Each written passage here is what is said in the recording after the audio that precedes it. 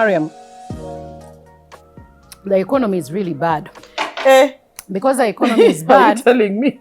I think in relationships, as women and men, we are all going to have to play a part. Yeah.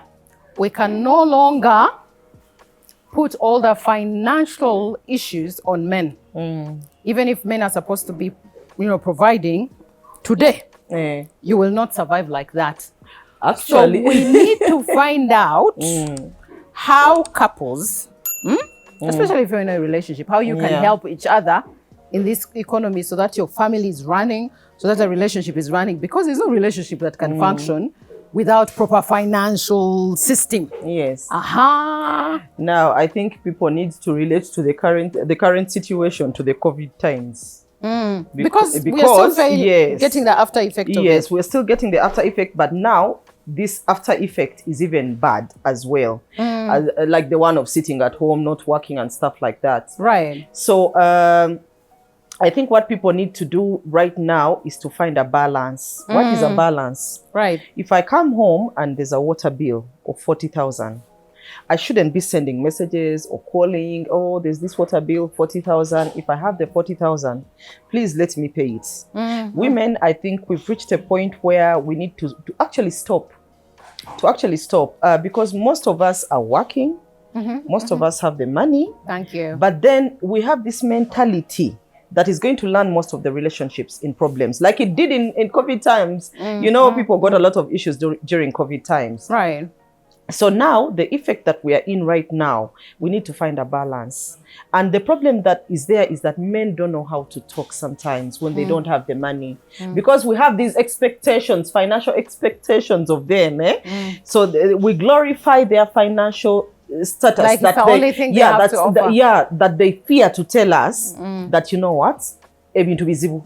Atenga, really. They don't even have to tell us. Things are hard everywhere. Everyone is going through almost the same situation. In my situation, and I've been with my man for 10 plus years, it's very important for you as a woman to also have a financial contribution in your house. You shouldn't look around your house and you have never bought anything. You should not wait for your husband or your man to change the carpets of the house or to change. They should financially, as a woman, especially if you're working, I'm talking to the women who are actually working, you should be able to contribute. A lot of men are stressed. They are not coming back home. It is not because they don't want to be with you. Yeah. The financial pressure is too much. burden that is on them is really high. And I like when you said that when there's a bill, clear it. My issue is, why are you even waiting for that? Exactly. As a couple, right now, you need to have a candid conversation on finances. And I know here in Uganda, people don't really like to do that because a man is supposed to provide. Here's the thing, that this is what we have to run a home. I am not saying I'm going to ask my man, how much do you get? Give me that. If he wants to provide that information, well and good. But what I'm saying, I tell my husband to run a home. This is our expenditure. Yes. We have water bills, we have electricity bills, we have garbage collection, Food. we have food, we have a house help, there is rent. Something if you're not for in your own health, house, yes. you have health insurance is already there probably, and other things, including the car, the fuel, and the whatnot. Once you have had that conversation, there's things my husband does in a home. There's things that he doesn't even know how much it costs. Yes. Because that is my territory, and we had that conversation. He's not about, if I go for the water, electricity bill, and it's all mine, there's no single day that electricity is going to go off. And if it goes off, I will clear it without giving him a call. Because you know what? He's already clearing the rent, he's already doing the fuel, he's already doing the school fees. Well, how much money? And people, let's not pretend, you know how much your man earns. Yeah. And sometimes these women, you earn more than your man, you're not contributing. If your man says, don't contribute, I would like to provide 100%, that's different. But if you see that your man is struggling and you're instead adding more pressure, there's an article that I read, a man was looking for school fees to pay for the children and he didn't have the school fees. The woman had money.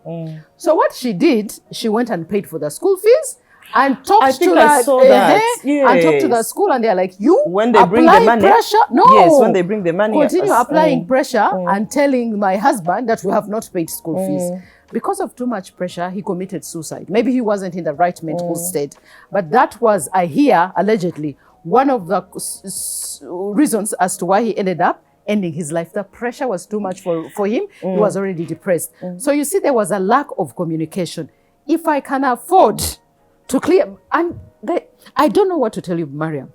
Your children are your children. Why is it that people not think, only the children, you are staying in the same house. Right. You are eating from the same kitchen. You are using the same gas. You're using the same kettle.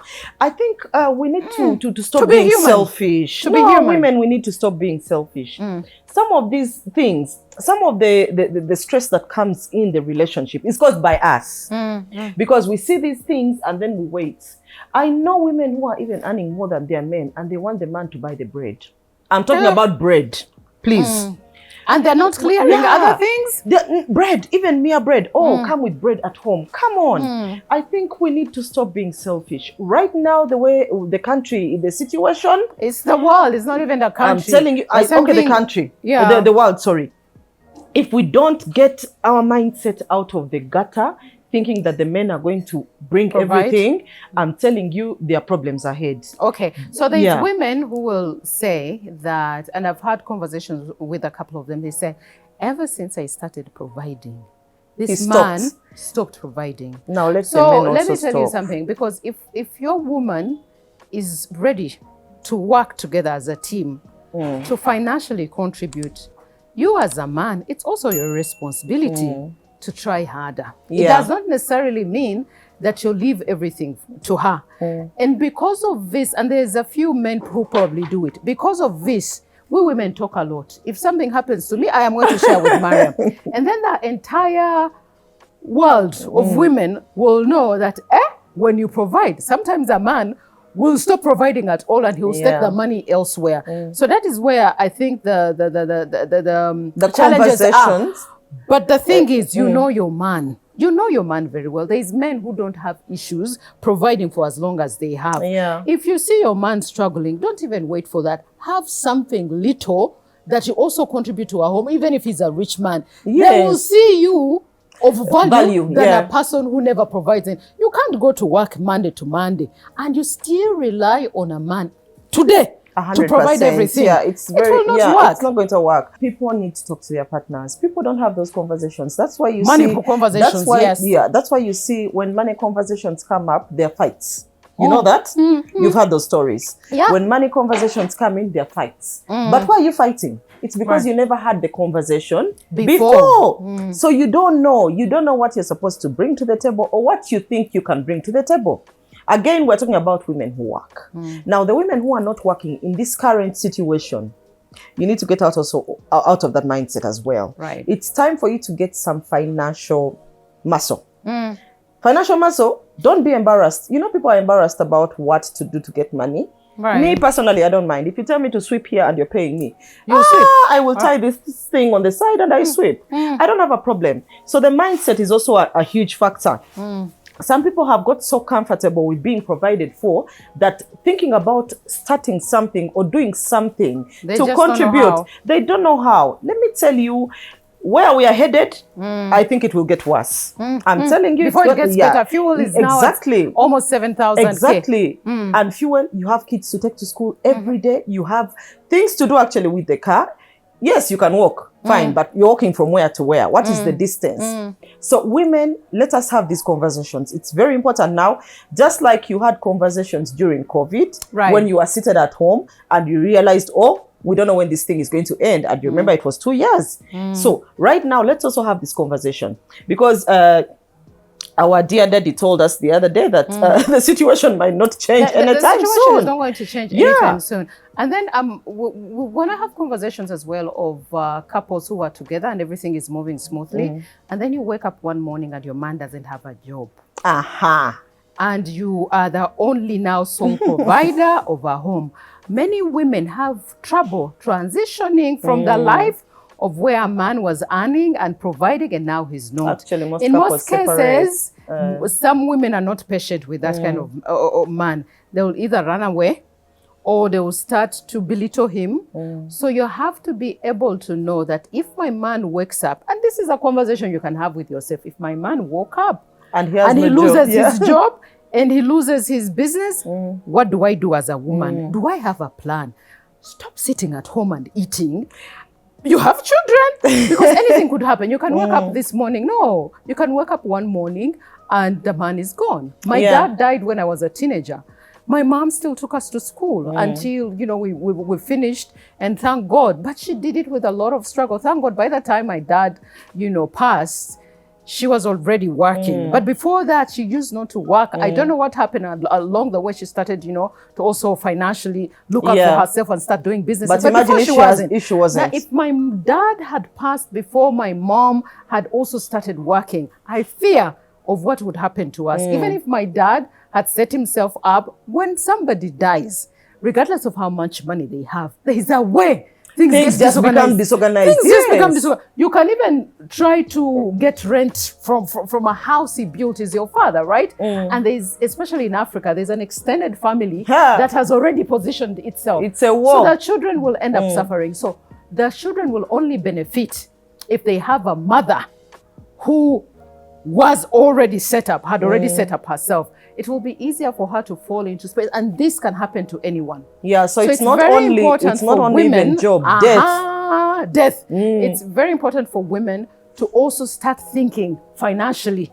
What can I do for my sometimes for me, I like to put myself in a space where now I'm like, this month I'm going to pretend I don't have him. He's not here. Let me see if I could, you know, run things on my own. It's very tough. But I put myself in that space so that, because I'm not God, if anything happened, at least it wouldn't be that, it would be tough, but I would like to think that I'll find a way.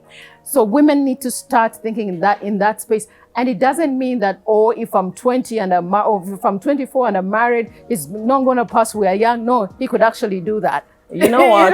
So you have to prepare yourself for that. The transitioning is in everything. Business, people think about, oh, if I leave employment, will I be able to handle? So the fear is everywhere. Right. Again, if it's business, someone is thinking, oh, will I manage because everyone is doing it? Yes, you can manage. Just like you fear every other thing. And you did it anyway. And you did it anyway. The same thing should be in this situation. If this was to happen to us, would I be able to handle? Right. Right now, people need to sit down and talk it out. Also for the benefit of the relationship, like I told you. Right. Because if you look at the last 2 years, there are couples that actually broke up because of COVID, because they couldn't stand being at home. Oh, you're not bringing anything. Bring it from where? Bring it from the pandemic? I mean, you know, the mindset is very, very important. We are seeing what is going on. We are seeing the prices are skyrocketing. We are seeing people are actually losing their jobs even now. You know, it's not even during the last 2 years. Even now, they're letting go. People, yes. Yeah, because they can't sustain it. So how are you transitioning into all this? Have those conversations. Have a plan, have conversations on it. For me, I believe with communications, you get ideas as a couple, and you can somehow, you know, find a way of surviving this economy, because this economy didn't come to play. It's taking us speed.